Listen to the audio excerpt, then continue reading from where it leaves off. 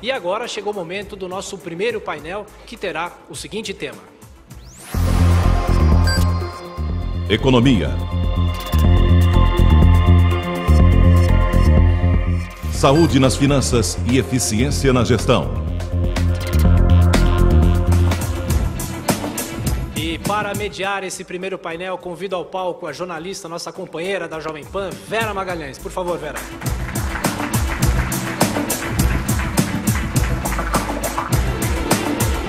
E os nossos debatedores, Rodrigo Garcia, vice-governador do estado de São Paulo.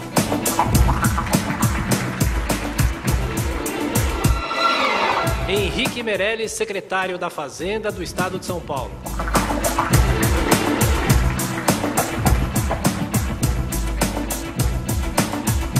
E o economista Bruno Lavieri, da 4E Consultoria, especialista em contas públicas. Por favor, Bruno.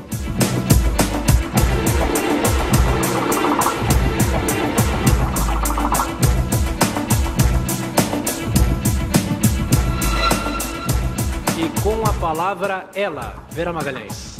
Obrigada, Thiago. Obrigada a todos. Obrigada aos nossos painelistas. Vamos ter aqui... o cronômetro já me mostra ali, 40 minutos para discutir o tema desse painel. Eu queria abrir com uma pergunta para o secretário Henrique Meirelles. Secretário, o senhor vem de uma experiência no Ministério correlato à Secretaria. Queria que o senhor, se possível, fizesse em breves palavras um histórico do que o senhor encontrou na Secretaria em termos de situação fiscal, de capacidade financeira, capacidade de investimento do Estado, qual o cenário que o senhor encontrou, se ele é melhor ou pior que o do resto do país e o que ele projeta para São Paulo em termos de desafio, tanto no fiscal quanto no restante de investimentos. Pois não. Vera, em primeiro lugar, é importante dizer que o Estado de São Paulo, ao contrário de alguns estados brasileiros, de fato está numa situação que eu chamaria de um relativo equilíbrio. Existem alguns estados que estão em situação de insolvência, aqueles estados, inclusive, que estão decretando situação de calamidade financeira. Não é absolutamente o caso de São Paulo. São Paulo tem uma máquina arrecadatória muito forte, é um estado fiscalmente que tem tido uma trajetória de responsabilidade fiscal, mas que tem alguns problemas que são problemas fundamentais ainda do setor público brasileiro. Por exemplo, a questão da Previdência Social, a Previdência Estadual, o regime próprio dos funcionários do Estado, ainda é altamente deficitário. Isso tem crescido nos últimos anos. A parcela do pagamento dos inativos como percentual do orçamento tem crescido, sim, nos últimos anos, além do percentual de pessoal que tem sido mantido numa situação de maior controle do que na maioria de outros estados, mas, de fato, é algo que pressiona claramente a situação do Estado. Encontramos uma situação com, resumindo muito, um déficit orçamentário aí de cerca de 10 bilhões de reais para esse ano e, portanto, uma situação de bastante cuidado, de bastante rigor financeiro na administração das finanças públicas, junto com o desafio de, ao mesmo tempo, gerar crescimento.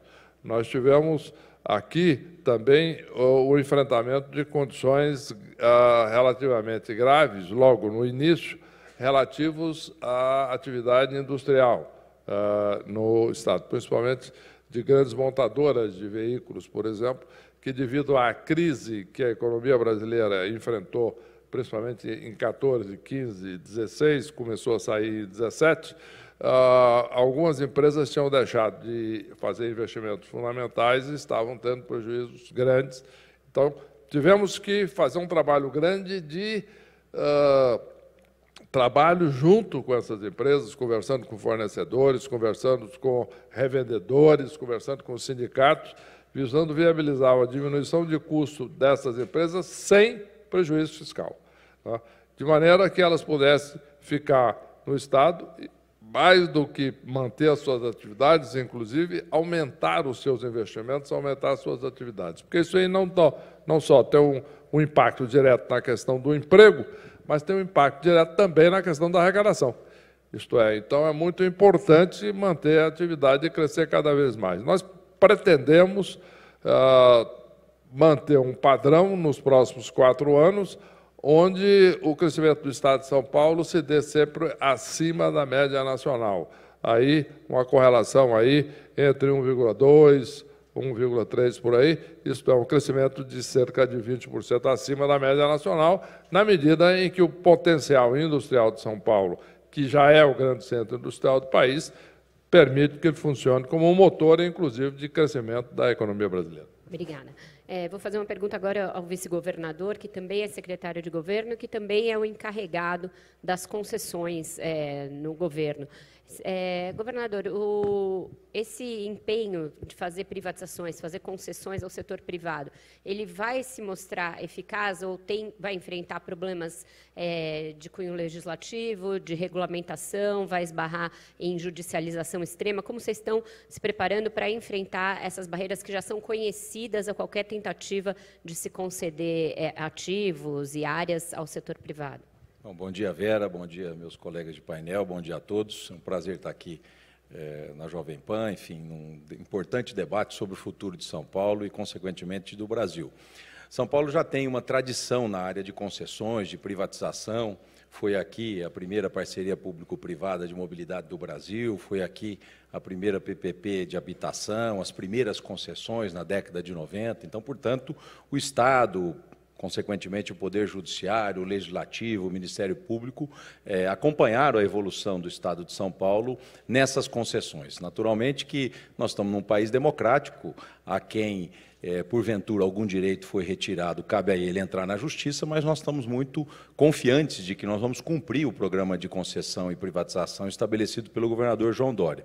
O tripé do governo João Dória é Estado com responsabilidade fiscal, um Estado mínimo, menor, e um Estado descentralizado. E nós estamos perseguindo isso através da Secretaria de Governo, fazendo com que a gente possa, do ponto de vista do Estado, extinguir as estatais que, na nossa opinião, não fazem mais sentido. Por isso, no primeiro dia de governo, o governador João Dória encaminhou à Assembleia um projeto de lei extinguindo 6 estatais, ou pedindo a autorização legislativa para essas extinções. Algumas delas não serão extintas, serão fundidas, como é o caso da Companhia de Processamento de Dados e a Imprensa Oficial do Estado, mas outras nós pretendemos extinguir, como é o caso da Dersa, né? E aguardaremos a Assembleia Legislativa se pronunciar sobre isso. Enquanto a Assembleia não se pronuncia, nós estamos aplicando o programa de demissão voluntária, enxugamento dos cargos comissionados nessas estatais, preparando essas estatais para a extinção, e um outro conjunto de ações que vão desde terceirização de serviços, concessões de serviços. Lançamos o primeiro lote de concessão rodoviária do nosso governo. É a maior concessão rodoviária em quilômetros, são 1.200 quilômetros, uma rodovia no centro do estado de São Paulo, leste-oeste, que vai ali da região de São Carlos até a divisa com Mato Grosso do Sul, lá em Panorama, quase 400 quilômetros de duplicação, né? E uma permanência de um modelo que foi vitorioso em São Paulo, em termos de maior outorga, mas não buscando com a concessão uma outorga financeira para o Estado, e sim buscando mais investimentos. Isso permitiu que essa rodovia, por exemplo, nós estamos prevendo mais de 400 quilômetros de duplicação em 1.200 quilômetros de concessão. Então, tudo aquilo que puder ser concedido para deixar o recurso público na área rodoviária e de investimento naquelas rodovias menores, SPs que não tenham atratividade para a iniciativa privada, as próprias vicinais, que são de responsabilidade das cidades, mas a gente sabe que o Estado precisa apoiar, né? E programas de PPP, que, porventura, exigem um investimento público. Eu vou citar aqui o caso da despoluição do Rio Pinheiros, ou o caso das PPPs dos presídios, né? Onde você tem uma concessão administrativa, onde o Estado paga parte daquela parcela, tendo em vista que a receita não é suficiente para manter o serviço. Então, um Estado menor, enxuto, mais eficiente, procurando contratualizar aquilo que é possível. Essa experiência em São Paulo ela é bem sucedida na área da saúde. Nós queremos expandir a área da saúde, mas levar essa experiência da contratualização para outras áreas de governo, para que o orçamento público fique concentrado naquilo que é indelegável, que é segurança pública, educação e saúde. Perfeito, obrigada. Eu vou perguntar para o Bruno agora, tentar trazer uma visão do setor privado para esses desafios de São Paulo. É o estado com a maior economia do país, tem aí problemas logísticos, problemas para expandir a sua rede de investimento, alguns dos quais o secretário, o próprio governador se referiram. Esse problema com as montadoras é um deles. Como o setor privado vê a dificuldade de se criar um ambiente de negócios mais saudável em São Paulo? Quais seriam os primeiros desafios? Bom, em primeiro, obrigado pelo convite, bom dia a todos. A questão é que é um pouco difícil para o Estado, né, sozinho, prover essas condições mais favoráveis de negócios, né? Acho que isso é um negócio que vem muito mais do governo federal, né, de cima para baixo. E a gente pode dizer, em grandes linhas, que pelo menos no estado de São Paulo, a grande parte do que poderia ser feito já foi feito ou já está sendo feito, né? Isso não é homogêneo em todos os estados do Brasil, a gente sabe muito bem disso. Mas, enfim, a grande questão é que, para um bom ambiente de negócios, né, enfim, segurança jurídica, estabilidade macroeconômica, isso vem muito do governo federal.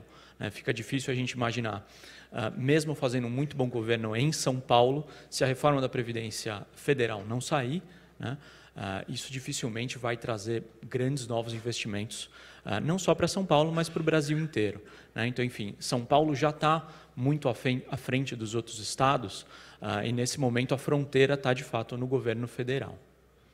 Obrigada. Então, vou aproveitar o seu gancho, chamar o Meirelles para a discussão, perguntar para o secretário a respeito disso. O senhor viveu de dentro a tentativa e a dificuldade de se fazer uma reforma da Previdência. O senhor foi bem-sucedido na trabalhista, os senhores no governo, mas a Previdência empacou. E agora se está diante de uma nova tentativa. O senhor acha que essa proposta ela é mais robusta que aquela que se conseguiu chegar no governo Temer? E o senhor acha que ela, desta vez, está mais pronta para ser votada? A sociedade, o legislativo, estão mais preparados para votar uma reforma da Previdência agora? Eu acho que sim, Vera. Eu acho que o debate sobre a Previdência ele tem evoluído muito nos últimos 2 anos. Quando começamos a discutir o assunto, existia ainda uma visão muito disseminada de que, na realidade, não existia déficit da Previdência, ou que bastava cobrar a dívida dos grandes devedores da Previdência, que o problema estava resolvido, né? As pessoas não se detinham para analisar que os grandes devedores da Previdência, além de algumas empresas, sim, que têm condições e estão pagando, com uma ação muito forte da Procuradoria da Fazenda Nacional, mas nós temos companhias como VASP, como o Transbrasil, quer dizer, companhias que já deixaram de existir há muito tempo, Varig, companhias que quebraram e que não têm condições, obviamente, de pagar. Mas, então, grande parte, inclusive, da famosa dívida da Previdência Social são com empresas falidas e que não têm condições, não têm patrimônio para pagar.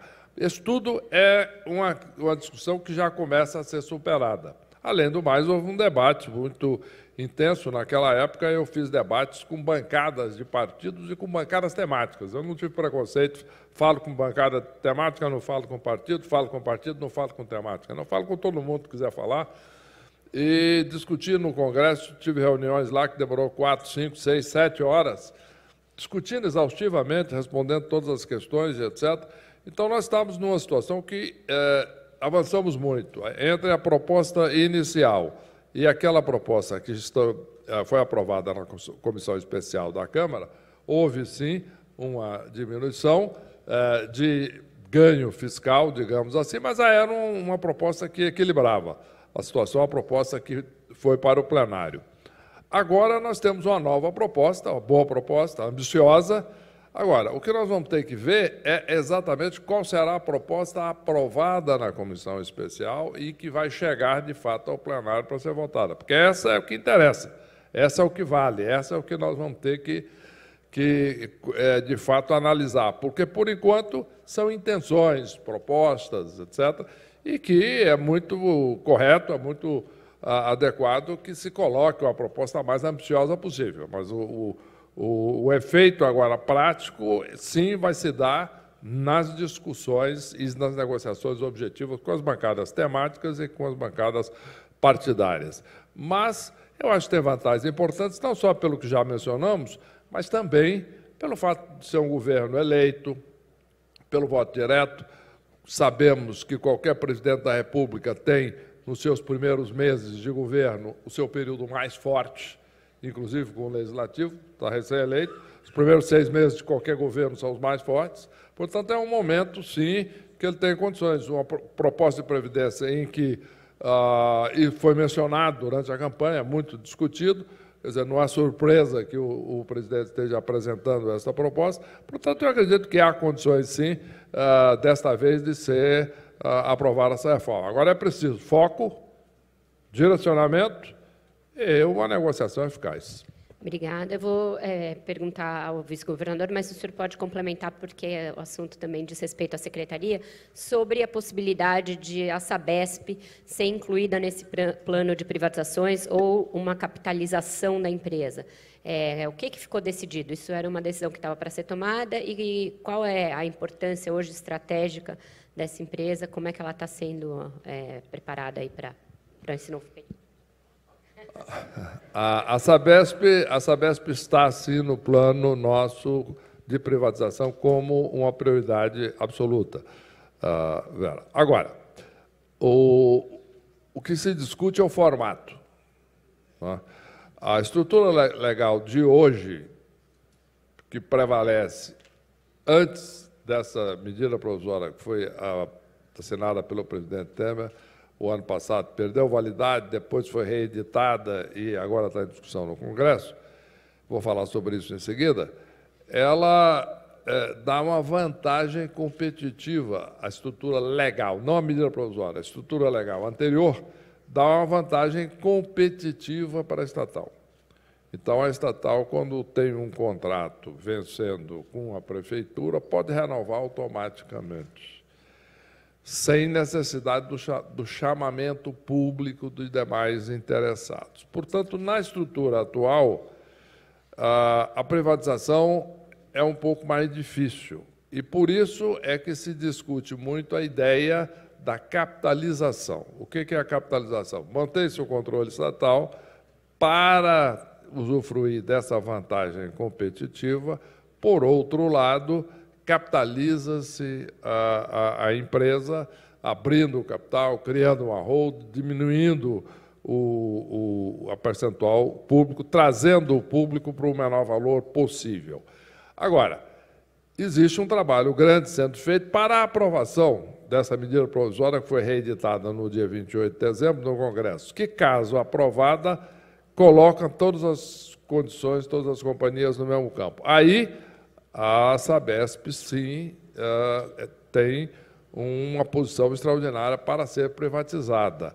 E aí os valores podem ser valores muito elevados, porque ela tem uma vantagem competitiva aí natural, de mercado, porque ela tem já contratos com os maiores municípios do Estado de São Paulo, né, com grande parte da população de São Paulo. E com capital, com tecnologia, com independência, a companhia certamente terá condições de ser não só um ativo altamente valioso para o Estado, e isso poderia servir para financiamento não só de saúde, educação, segurança do Estado, mas de investimentos também, muito importante, mas mais importante ainda, a empresa pode aí sim ter condições de receber capital de investimento para resolver todo o déficit de saneamento do Estado de São Paulo, que ainda existe, e é fundamental que seja enfrentado. Obrigada. Então, já que o vice-governador passou a bola, eu vou chamar ele de novo aqui, tentar trazer um pouco de política para essa discussão sobre a economia. A Assembleia vai começar a nova legislatura a trabalhar efetivamente nessa semana. Tem aí toda uma disputa pela presidência da Casa, que eu acho que o senhor não deve ter saudade desse momento, né? Já passou por lá, mas então o senhor conhece a Casa muitíssimo bem. Como é que vai ser essa interlocução política com a Assembleia. Queria que o senhor fizesse um paralelo também com o caso nacional, porque o seu partido tem o comando da Câmara e a Casa Civil, portanto, as duas pontas da articulação política nacional também. Queria que o senhor traçasse um paralelo da importância da articulação política, tanto aqui, para implementar todo esse programa, quanto nacionalmente para viabilizar, por exemplo, a reforma da Previdência. Eu acho, Vera, que o que nós estamos vivendo é uma pulverização partidária, pulverização de bancadas, que fez com que aquele tradicionalismo da maior bancada indicar o presidente e assim sucessivamente já não fosse presente nos últimos anos aqui no Brasil. O meu colega de partido, meu xará, o Rodrigo Maia, ganhou a eleição há 3 eleições atrás, enfim, no voto da Câmara dos Deputados, não sendo a maior bancada, e sim numa articulação política de maioria, né? E isso aconteceu em outras assembleias e pode continuar acontecendo. A Assembleia de São Paulo é o maior parlamento estadual, 94 deputados, né? De alguma maneira mais homogêneo do que o Congresso, porque todos, afinal de contas, são do estado de São Paulo, apesar das diferenças de São Paulo. Todo mundo aqui conhece a capital, a região metropolitana, o interior, enfim, nós temos uma certa homogeneidade nisso tudo. E a Assembleia de São Paulo sempre foi muito responsável, ela sempre, de alguma maneira, apoiou as boas iniciativas do governo. Ela tem uma posse tardia, né? E eu vi até uma matéria ontem num jornal dizendo de uma PEC para mudar a data da posse da Assembleia. A PEC tem que ser federal, ela não pode ser estadual, né? Porque lá atrás, na mudança da Constituição, ficou esse gap, então a Assembleia toma posse 15 de março e vai continuar tomando por muitos e muitos anos, se não fizerem um mandato tampão para São Paulo menor do que 4 anos. Né? Então, eu acho que, enfim, se toma posse na Assembleia na sexta-feira e já se elege o presidente. Várias articulações estão sendo feitas, o atual presidente, o Cauê Macris, em princípio é o favorito, tem o maior número de partidos apoiando. A Assembleia de São Paulo tem um voto aberto, é diferente da Câmara, né? Câmara Federal, lá a gente vota no voto secreto, aqui a gente vota no microfone.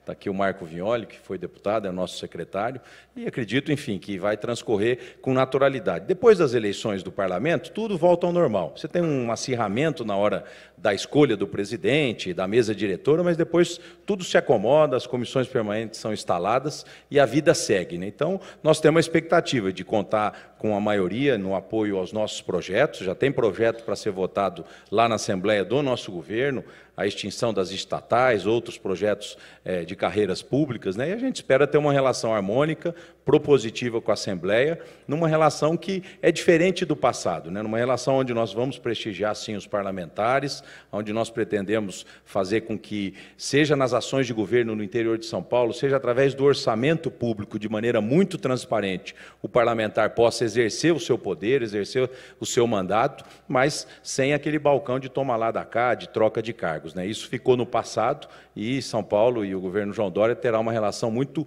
republicana e correta com o Parlamento de São Paulo. E federal? Federal, eu acredito também, assim como Meirelles, que apesar da grande renovação da Câmara dos Deputados, a maior renovação histórica, né, nós tenhamos hoje um parlamento sintonizado com a sociedade, né? E acredito muito na aprovação da reforma da Previdência. Não a reforma no seu projeto original, né? Eu acho que o Rogério Marinho e o Paulo Guedes colocaram tudo que podia lá, né?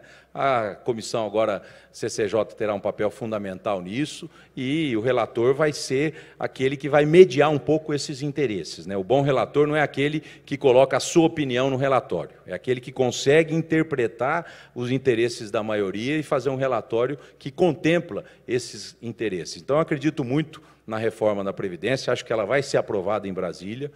Vejo que o Rodrigo Maia tem se envolvido cada vez mais na articulação política, precisa dessa articulação para que a reforma seja aprovada. Está aqui o Baldi, que foi ministro e deputado federal, conhece bem a Câmara. Eu acredito muito na aprovação e acho que os primeiros 6 meses de governo, até meados de junho, nós teremos a Previdência aprovada. Obrigada, Bruno. Vamos voltar a falar um pouquinho da expectativa do mercado. Em relação à reforma da Previdência, o que o mercado pensa que é inegociável, que seria necessário que ficasse, que permanecesse para que ela seja uma reforma bem-sucedida? E, a seu ver, essa economia prevista de mais de 1 trilhão em 10 anos, ela é factível ou vocês já trabalham com um patamar um pouco menor? Olha, é difícil a gente dizer exatamente o que o mercado está pensando, né? Porque, enfim, são vários agentes e as expectativas não são necessariamente homogêneas, né? Mas, em grande medida, o que a gente vê refletido em preços de mercado, né, como no dólar, na bolsa, na curva de juros, ainda é uma expectativa um tanto otimista com relação à reforma da Previdência que, de fato, deve ser aprovada. Então, o mercado espera uma reforma dura, né, muito próxima da que foi apresentada, né, da proposta. E, nesse sentido, a gente, na 4E, imagina que pode haver alguma frustração. Como o vice-governador falou, existe espaço para que essa proposta seja diluída, né? Então, esse efeito esperado de 1 trilhão deve eventualmente ser menor do que isso. E, na medida em que esse valor calculado em 10 anos, né, dessa economia vier abaixo de 600 ou 700 bilhões, é possível que isso, de fato, frustre o mercado e, nesse mesmo sentido, acabe também provocando uma pequena alta do dólar, né, a alta da taxa de câmbio, a própria expectativa com relação aos juros pode mudar também. Então, enfim, o mercado ainda está bastante otimista com essa reforma da Previdência, mas os entraves políticos, né, devem eventualmente frustrar um pouco essas expectativas. Vou ficar ainda com você para te fazer uma pergunta no pós-previdência, né? A gente teve na semana passada no 3 em 1 lá na Jovem Pan com a Zeina Latif, e ela disse que a previdência não é um elixir que vai resolver e destravar automaticamente todos os investimentos no Brasil. Então, ela falou em reforma tributária, na necessidade de se desburocratizar. Como é que o mercado enxerga esse pós-previdência e o que é necessário para destravar a economia? Quais outras reformas estruturantes ou medidas infraconstitucionais seriam necessárias? Olha, acho que, nesse momento, a reforma da Previdência ela é tão importante que, de fato, se dá pouca importância para o que pode vir depois, né? E acho que o próprio benefício que viria de uma reforma dura sendo aprovada, provavelmente não traria urgência, né, no tratamento desses outros problemas, como a reforma tributária que você citou.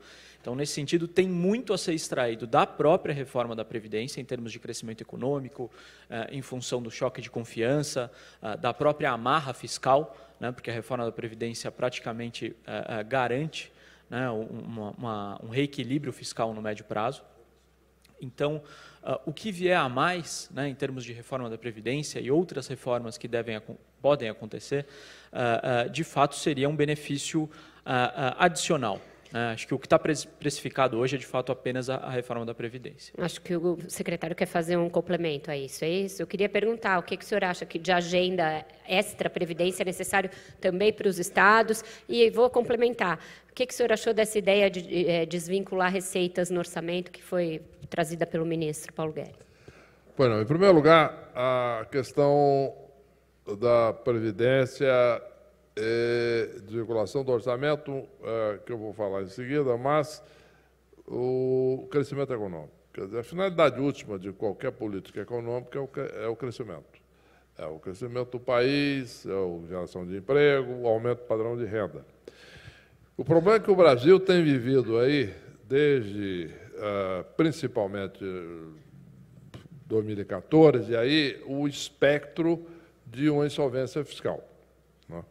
Por quê? Porque as despesas públicas brasileiras, como percentual do PIB, tem crescido. Você pega a despesa pública federal primária, ela cresceu de 10,8% do PIB em 1991 a mais de 16% do PIB em 2016. Quer dizer, então, nós tivemos em 25 anos aí uma despesa que dobrou como percentual do PIB, medido em percentual do PIB. Pois bem, isso é insustentável. Prosseguindo nesse ritmo, chegaria em 10 anos a 25% do PIB, o que seria insustentável, e nós caminharíamos, de fato, para uma situação grave, como muitos países já enfrentaram. O próprio Brasil teve situação difícil lá atrás. Então, essa situação colore o debate, porque é, de fato, real, é grave, precisa ser resolvido. Muito bem. Então, o momento em que se contempla a possibilidade de resolver isso dá um certo branco. Todo mundo, bom, resolveu, e agora? Vamos fazer mais ainda aqui no fiscal? Nós temos que agora voltar ao fundamento, que é crescimento econômico. Isto é, vamos supor que se faça uma reforma da Previdência forte, como deve ser feita, dura, e que equilibre as contas para o futuro previsível. Muito bem. O Brasil, com as contas públicas equilibradas, com a demografia de hoje, etc., ele tem um crescimento potencial médio de cerca de 2,3% ao ano, o que é pouco para o Brasil. O Brasil precisa de mais do que isso. Mas esse é o nosso crescimento potencial hoje. Portanto, o que temos que fazer? Qual seria o foco total, absoluto, pós-questão fiscal? Será que eu vou além da Previdência? É equacionada a questão fiscal, olhando à frente. Aí nós temos que aumentar a produtividade da economia brasileira. Se nós olharmos, por exemplo, o relatório do Banco Mundial, que eles chamam de Doing Business, quer dizer que eu fiz uma tradução livre de facilidade de produzir no país, em 149 países, o Brasil, em 2016, estava no número 125, quer dizer, entre os piores. Melhorou para 109 nesse período, mas ainda está muito, muito baixo.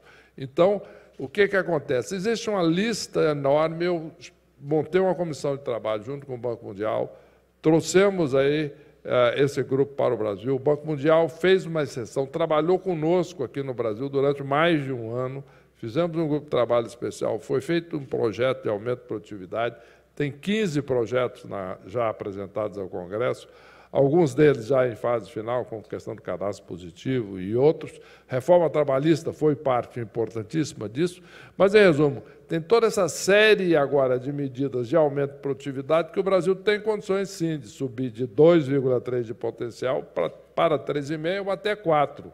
E isso é o que vai definir o futuro do Brasil, porque a diferença entre uma taxa de crescimento de 2 é melhor do que uma recessão, é melhor do que um desastre. Uma taxa de crescimento de 2, uma taxa de crescimento de 4 em 20 anos é brutal para o padrão de vida da população.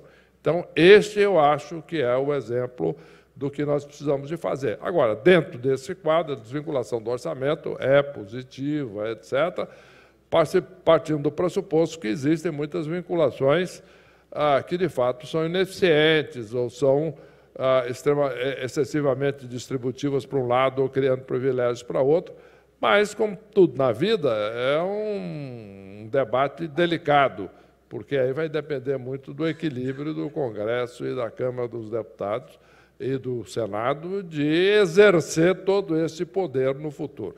Mas eu acho que tudo isso é uma discussão válida, mas o importante mesmo é criarmos condições para o Brasil vir a crescer 4% em média nos próximos anos, que isso aí são os projetos de aumento de produtividade, que eu chamo de pós-previdência. Boa, obrigada, secretário.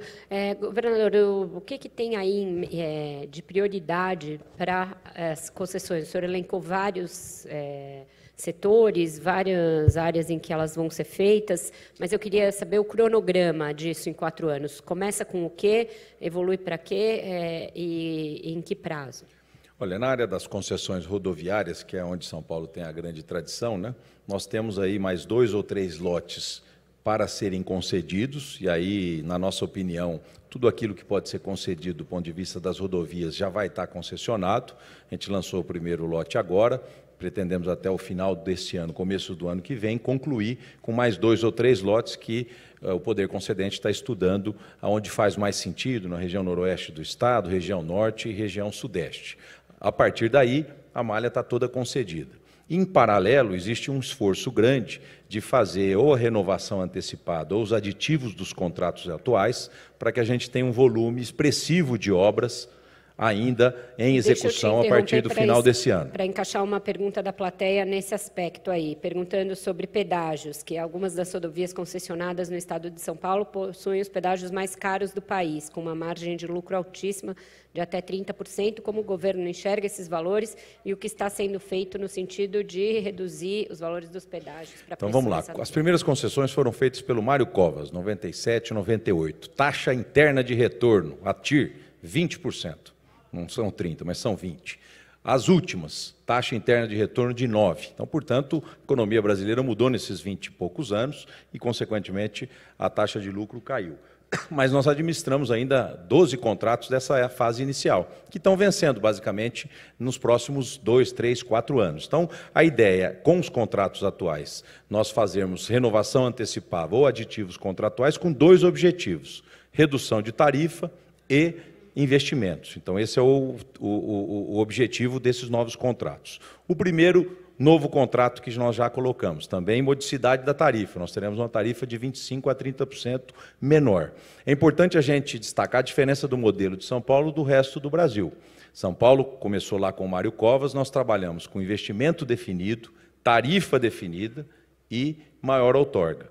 O que nós estamos fazendo? Mantendo esse modelo, mas fazendo com que a outorga que sobra dessa conta matemática seja a menor possível, e usando esse dinheiro para modicidade de tarifa para baixo e também para maior investimento. Então, eu diria que concessão rodoviária continua sendo prioridade. Nós vamos trabalhar no restante de lote que é possível conceder e fazer renovação antecipada nos lotes atuais. A segunda, a questão da mobilidade urbana.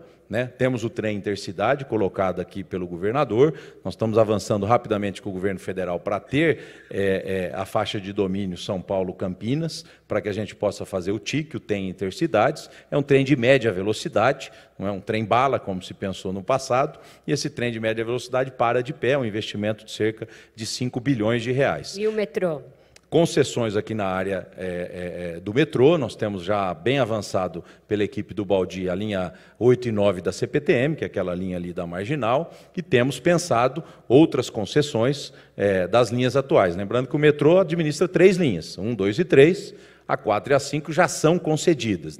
Hoje à tarde esperamos que a gente tenha a proposta para a primeira concessão, Meirelles? Vamos fazer na Bolsa de Valores a linha 15, que é a linha ali do monotrilho da Anhanha Melo. Então, está em licitação hoje é o dia do leilão, lá na Bolsa às 15 horas, estamos aguardando aí as propostas. Então, do ponto de vista da mobilidade, tudo aquilo que puder ser concedido, está sendo concedido. Uma coisa importante, presídio. Nós temos a maior população carcerária do Brasil, 240 mil presos. É óbvio que é uma atividade que não dá lucro para ninguém, é investimento do Estado. A gente imagina que a expansão da população carcerária e das vagas em presídios nós temos que fazer via PPP e via concessão. E é isso que nós faremos já nos primeiros 3 ou 4 presídios esse ano. Pretendemos terceirizar aquilo que não é ação essencial do Estado, de polícia, para ter até um comparativo de contratos. E eu já vi muitos mitos, já que nós estamos nos mitos e fatos, quanto custa um preso para o Estado de São Paulo, Meirelles. Já que nós estamos falando de previdência, todo o custo do preso do Estado de São Paulo leva em conta o salário do agente penitenciário. Nenhum custo levou em conta a aposentadoria do agente penitenciário que o Estado vai pagar durante 30, 40 anos. Então está aí um dos mitos que nós temos que quebrar. Às vezes a gente faz uma conta específica, conta o salário hoje e esquece que ele vai se aposentar e com a longevidade, 30, 40 anos, o Estado vai bancar o agente penitenciário. Então, nós temos que caminhar para as concessões e para as privatizações dos presídios. Inclusive, buscando indicadores, Vera, de quanto desses presídios administrados pela iniciativa privada nós conseguimos reduzir pena pela legislação, isso é menor custo para o Estado, e para isso você precisa dar alternativas ao preso, para ele trabalhar, para ele estudar, e também quanto que nós vamos conseguir de reinserção social desses presos que pós a cumprimento da sua pena possam reinserir na sociedade. Então, presídio também é uma prioridade e nós temos um rol de outros projetos lá aprovados, como, por exemplo, o Zoológico de São Paulo, o ginásio do Ibirapuera e tantos outros projetos, as travessias litorâneas. Esse ano o governador Dória ficou de um pé da Dersa, nós conseguimos um transtorno menor no Carnaval, lá em Ilhabela, aqui em Guarujá, São Sebastião, mas vamos conceder também as travessias de São Paulo. Então, tem 23 projetos muito maduros, que somam mais de 60 bilhões de investimentos, que é a primeira agenda do governo João Dória, de nós contratarmos isso no primeiro biênio do governo. Não vamos deixar para o final, não. Contrataremos entre esse ano e o ano que vem. Secretário, o governador João Dória montou um time de secretários que lembra muito um ministério. Inclusive, o senhor e outros integrantes do primeiro escalão aqui de São Paulo já têm essa experiência nacional.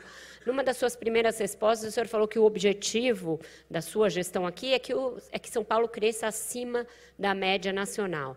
Muitas discussões que estão sendo colocadas aqui em São Paulo têm também paralelo com o debate nacional. A questão fiscal é uma, questão de concessões e privatizações é outra, mas há várias. Como o senhor vê, o senhor já transitou entre a política e a área técnica, então o senhor tem esse traquejo. Como o senhor vê esse contraponto que vai ser inevitável nesses 4 anos entre o que fará o presidente Jair Bolsonaro e o que farão os senhores e o governador João Dória aqui em São Paulo em termos de destravamento da economia? Olha, Vera, realmente nós temos, primeiro, fundamental que seja aprovado, como já falamos, a reforma da Previdência e, portanto, que a situação fiscal federal esteja equacionada, porque esta tem sido a grande fonte de crises recorrentes do Brasil.